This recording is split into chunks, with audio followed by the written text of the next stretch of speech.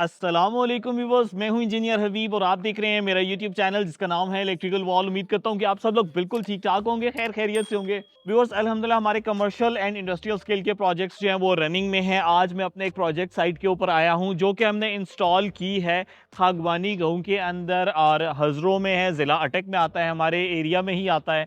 यहाँ पर हमने एक 100 किलोवाट का सिस्टम इंस्टॉल किया है। इस वक्त आप देख सकते हैं कंप्लीट फैब्रिकेशन के ऊपर ये सिस्टम इंस्टॉल किया गया है। ये एक घर है, साथ एक फैक्ट्री है, इसको हमने सोलराइज किया है। तो आज की वीडियो के अंदर जानेंगे कि जब कभी भी आपने commercial and industrial scale projects को कवर करना है, आपने इंस्टॉल करना है, तो वो क्या बातें हैं जिनको आपने ज़हन में रखना है। व्यूअर्स, जैसा कि आप देख सकते हैं कि यहाँ पर इस वक्त कंस्ट्रक्शन का काम चल रहा है और हमने अपना काम कंप्लीट कर दिया है, जिसके अंदर पैनल्स की माउंटिंग, फैब्रिकेशन, ये सारा काम हमने यहाँ पे कंप्लीट कर दिया है। तो व्यूअर्स, अगर बात कर ली जाए पैनल्स के हवाले से, तो पैनल्स यहाँ पर 580 वॉट के पैनल्स को इंस्टॉल किया गया है, लॉन्गी के हाइमो 6 पैनल्स को।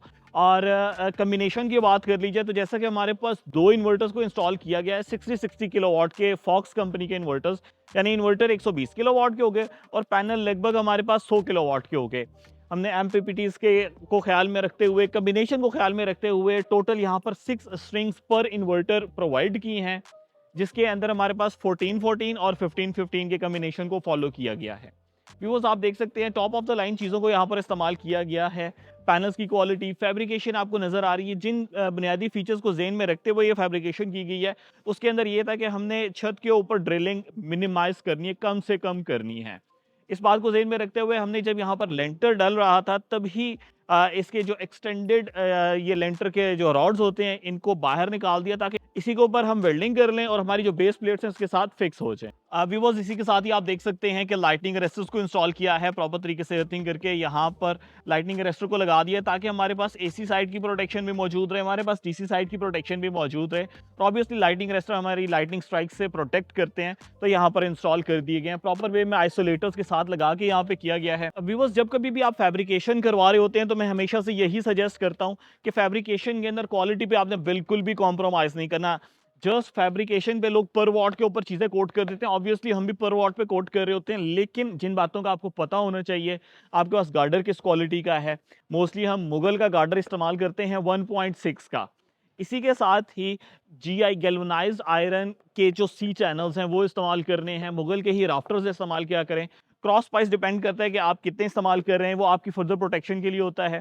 वो भी आप एक प्रॉपर वे में, आपने बस ये देखना है कि आपका जो स्ट्रक्चर है वो फर्म होना चाहिए, उसकी ग्रिपिंग अच्छी होनी चाहिए, उसके अंदर किसी भी किस्म की कोई भी लूजिंग नहीं होनी चाहिए। इसी के बाद ही व्यूअर्स, अगर आप पूरा कवरेज एरिया चेक करें तो माशाल्लाह बहुत प्रॉपर वे के अंदर यहाँ पर फैब्रिकेशन की गई है। जो मेरी 300 किलोवाट वाली टीम थी उसी ने ये इंस्टॉल किया है 100 किलोवाट, और माशाल्लाह बहुत ही प्यारा इंस्टॉल किया। मैं पर्सनली बहुत सेटिस्फाइड हूँ इस सिस्टम से।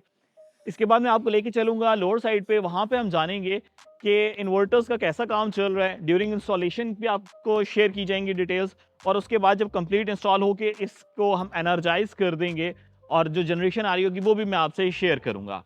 तो चलते हैं जी लोअर साइड पर, जानते हैं कि वहाँ पर कैसे सिस्टम चल रहा है। व्यूअर्स, हम अपने प्रोजेक्ट्स में ख्याल रखते हैं कि प्रॉपर तरीके से यहाँ पर सिविल वर्क किया जाए।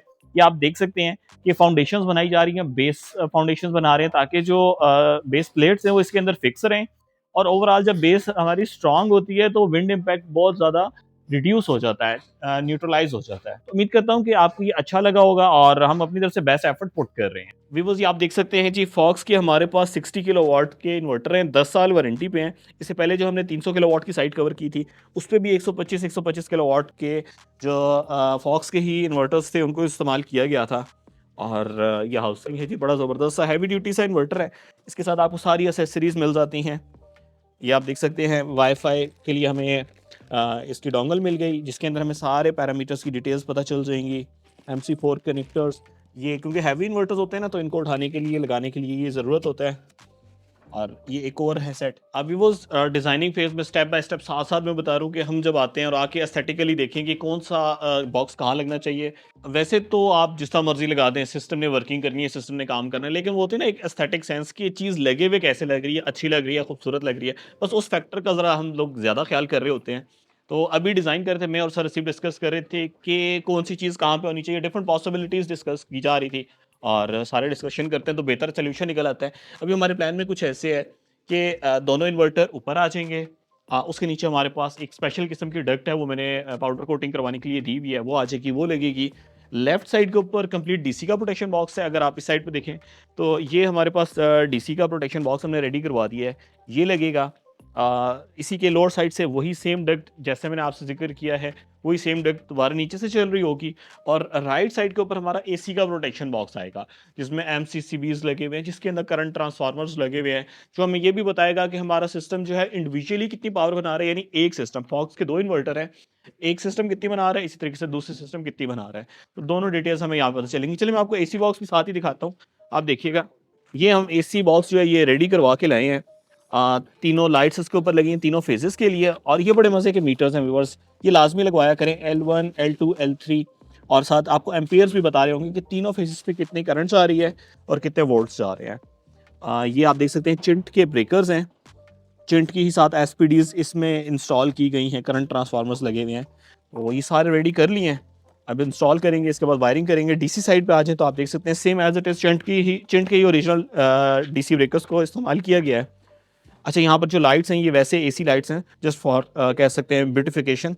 बाकी ये भी रेडी करवा लिया है, तो ये अब इंशाल्लाह हम यहाँ पर इंस्टॉल करेंगे। तो बस इस वक्त आप देख सकते हैं कि मैं लोअर साइड पे आ चुका हूँ, जहाँ पर हमारे इन्वर्टर्स इंस्टॉल हैं, हमारे प्रोटेक्शन सिस्टम को इंस्टॉल किया गया है, डीसी का प्रोटेक्शन सिस्टम, एसी का प्रोटेक्शन सिस्टम, ये तमाम चीज़ें यहाँ पर इंस्टॉल हो गई हैं। और इस वक्त हमारा जो सिस्टम है वो रनिंग के अंदर है। थोड़ा सा यहाँ पर लाइट आ जा रही है, तो मे बी आपको शायद नजर आ रहा हो कि इंडिकेशन की लाइट यहाँ पर ऑन है, अलार्म की लाइट ऑन है, कि ग्रिड फीडिंग यहाँ पर हो रही है। और लोड शेडिंग है तो ऑब्वियसली ग्रिड टाई इन्वर्टर्स हैं, जैसे ही लाइट जाएगी तो ये ऑफ हो जाएंगे। बाकी अगर बिल खत्म करना है तो मैं कहता हूँ ये सबसे बेस्ट सिस्टम होता है, आपका बिल खत्म हो जाता है। वो फैक्ट्रियां, वो इंडस्ट्रीज जहाँ पर बिल बहुत ज्यादा आ रहे होते हैं, तो आपने जस्ट अपने लोड को कैलकुलेट करना है और उसके मुताबिक एक सिस्टम लगाना है। क्योंकि इस वक्त की सिचुएशन के मुताबिक अगर आप सर्वाइव करना चाहते हैं, आप अच्छी तरीके से परफॉर्म करना चाहते हैं, तो आपके पास सोलर होना जरूरी है। नहीं तो इलेक्ट्रिसिटी बिल्स इतने ज़्यादा हो चुके हैं कि आपके लिए अपनी फैक्ट्रीज को रनिंग में रखना, अपनी इंडस्ट्रीज को रनिंग में रखना बहुत मुश्किल हो चुका है। इसी बात को ज़हन में रखते हुए बहुत सारी जो है फ्लोर मिल हैं, उनको हम सोलराइज कर रहे हैं।